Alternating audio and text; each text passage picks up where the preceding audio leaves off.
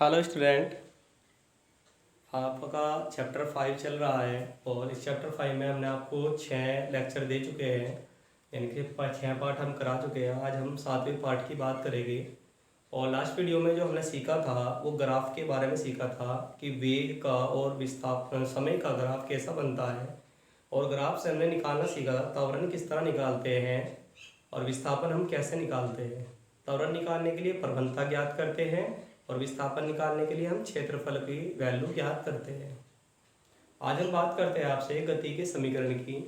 और अगर मैं गति के समीकरण का यहाँ जिक्र कर दूँ तो तुरंत आपके दिमाग में आ गया होगा कि गति के जो समीकरण होते हैं वे 3 समीकरण होते हैं और जो कि आपके याद भी होंगे बिल्कुल।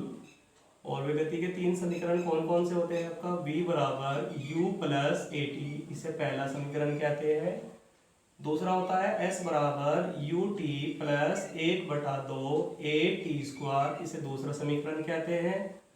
तीसरा होता है आपका v स्क्वायर बराबर यू स्क्वायर प्लस 2as, इसे हम तीसरा समीकरण कहते हैं। ठीक है, ये हम पहले भी प्रूव कर चुके हैं, लेकिन हमने अवकलन विधि से यानी कि गणितीय मेथड से प्रूव करा था।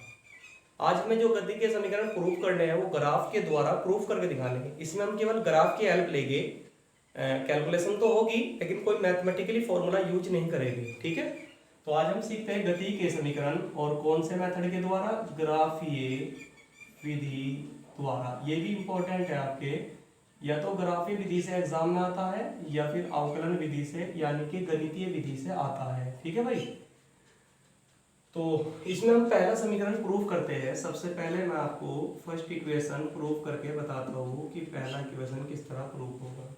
देखिए, पहला इक्वेशन हो, दूसरा इक्वेशन हो या तीसरा इक्वेशन हो, आप जब प्रूव करोगे तो ध्यान रखना तीनों ही इक्वेशन में जो ग्राफ बनेगा वो वेग के और समय के बीच बनेगा, बस ये ध्यान रखना है। तो चलिए पहले समीकरण को प्रूव करते हैं। पहले समीकरण को प्रूव करने के लिए हम ग्राफ बनाते हैं। ग्राफ जो हमारा बनेगा वो वेग के लिए और ग्राफ जो बनेगा वो बचेगा समय के बीच में। ठीक है, ये आपका मूल बिंदु हो गया। शुरुआत में चूंकि हम पहले समीकरण की बात कर रहे हैं तो इनिशियल जो वेलोसिटी होती है, प्रारंभिक वेग u होता है। तो शुरुआत में वेग 0 ना होकर के कुछ ना कुछ होगा, तो हम यहाँ से ग्राफ स्टार्ट करेंगे। हमने मान लिया वेग u था प्रारंभ में, बाद में अंतिम वेग v हो जाता है। तो जो ग्राफ बनता है, एक समान गति चूंकि होती है, एक समान गति के लिए जो ग्राफ बनता है बढ़ती हुई सरल रेखा बनेगा। ये बात हम पहले भी सीख चुके हैं। हमने मान लिया कि लास्ट में जो अंत में पॉइंट था, ऑब्जेक्ट था, वो यहाँ था और इस पर यहाँ पर इसका जो वेग था वो अंतिम वेग v था। यहाँ से यहाँ तक जाने में जो इसे टाइम लगा है सपोज दैट वो t टाइम लगा है, t समय लगा है। इसके पैरेलल में लाइन खींच देता हूँ। ठीक है, इस पॉइंट का नाम a देता हूँ और इस पॉइंट का नाम a नहीं बल्कि इस पॉइंट का नाम मैं b देता हूँ, इस पॉइंट का नाम मैं a देता हूँ और इस पॉइंट का नाम मैं c रख लेता हूँ। सपोज दैट ये एंगल थीटा है क्योंकि मुझे प्रवणता की जरूरत पड़ेगी और प्रवणता का फॉर्मूला होता है आपका tan थीटा, m बराबर या y एक्स के कोऑर्डिनेट का डिफरेंस माइनस x एक्स के कोऑर्डिनेट का डिफरेंस। ठीक है, ठीक है, तो हम लिख देंगे कि आपका ये वेग समय ग्राफ प्रदर्शित है, प्रारंभिक वेग u अंतिम वेग v और जो ग्राफ है वो आपका दर्शाया हुआ है। अब हमें पहला समीकरण प्रूव करना है, तो पहले समीकरण को प्रूव करने के लिए ग्राफ से आप कौन सा ग्राफ वाला फॉर्मूला लगाओगे? फॉर्मूला लगाएंगे हम त्वरण का। ठीक है, तो यहाँ पर हम लेके चलेंगे वीनो, यानी कि हम जानते हैं, क्या जानते हैं कि ग्राफ से, सुने के बाद ध्यान से, ग्राफ से जो आपकी त्वरण की वैल्यू होती है, त्वरण a बराबर ग्राफ से, केवल मैथमेटिकली फॉर्मूला यूज नहीं करना है। तो बताओ क्या होती है? सरल रेखा जो भी बनती है, फिलहाल रेखा ए बी है, ए बी की प्रवणता ये आपका ग्राफ से वैल्यू आती है। और प्रवणता का फॉर्मूला क्या होता है बताओ? tan theta.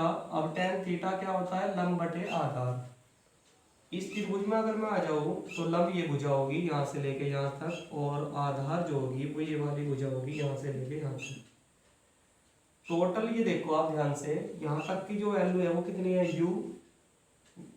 दूरी जो मापेंगे हमेशा मूल बिंदु से मापेंगे। यहाँ तक की जो वैल्यू है वो कितनी है? v। अगर इस पूरे v में से मैं u घटा दूं तो बीच बीच की बच जाएगी और ये वैल्यू हो जाएगी v माइनस का u। इसी तरह यहाँ से टाइम कितना है टी, यहाँ पर टाइम कितना है 0, तो टी में से अगर मैं 0 घटा दूँ तो टाइम टी बच जाएगा आपका।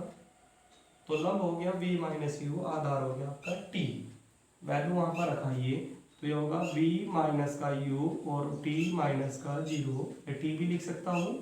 तो इस तरह से ये वैल्यू हो जाएगी v माइनस का u बटा t, और ये हो गया a। इसकी यहाँ क्रॉस मल्टीप्लाई करा दीजिए आप, तो ये हो जाएगी वैल्यू a t बराबर होगा v माइनस का u को जब आप इधर लाओगे तो प्लस का हो जाएगा, तो u प्लस ए टी और बराबर हो जाएगा v।